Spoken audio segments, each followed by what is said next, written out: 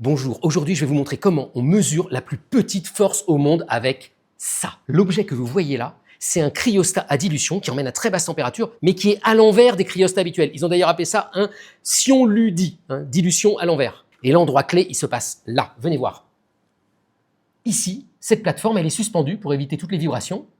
Et en haut de cette plateforme, vous le voyez peut-être là, ici, il y a un fil suspendu. Et tout va se jouer au niveau de ce fil. Pour mesurer la plus petite force au monde, il vous faut un fil.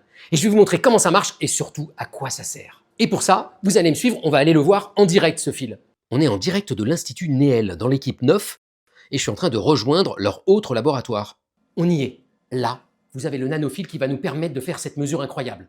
Et alors vu qu'on n'y voit rien, ils ont mis un microscope et on le voit à l'écran. Regardez, si je souffle dessus, c'est bien lui. Et ce nanofil, il va nous permettre de mesurer des forces 100 milliards de fois plus faibles qu'un coup de poing. Alors démonstration, on va approcher de ce nanofil un petit bout métallique et on va mettre un champ électrique. Alors j'amène mon bout métallique là, en direct ici. Regardez, il arrive là. Vous le voyez là sur l'écran? Il est en train d'attirer la pointe. On est en train de mesurer là des nanonewtons. Et si on refroidit ça, on est capable de mesurer 1000 fois mieux. Cette force-là, c'est aussi faible que la force de gravité entre quelqu'un à New York et quelqu'un à Paris. Alors comment est-ce qu'un fil permet de mesurer une toute petite force?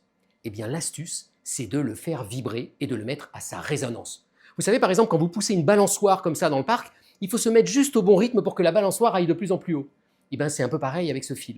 Si on l'excite juste de la bonne manière, il va se mettre à vibrer exactement à la bonne fréquence. Et à partir de ce moment-là, la moindre perturbation, la moindre action sur ce fil, il va le sentir hyper fort. Un peu comme si on mettait quelqu'un de plus lourd sur la balançoire. Et alors la question c'est à quoi ça sert? Eh bien ça va servir par exemple à mesurer très finement les liens entre des forces mécaniques et la lumière. C'est tout un champ de recherche qui s'appelle l'optomécanique. Mais plus fort encore, les chercheurs ici espèrent utiliser ce dispositif ultra sensible pour mesurer les forces de Casimir. Les forces de Casimir, c'est des forces qui existent même dans le vide. Mais en l'absence de quoi que ce soit, la physique quantique prévoit qu'il subsiste des fluctuations quantiques du vide qui créent des forces. Et c'est ces forces-là qu'on va détecter avec ce petit cheveu. Bonne journée!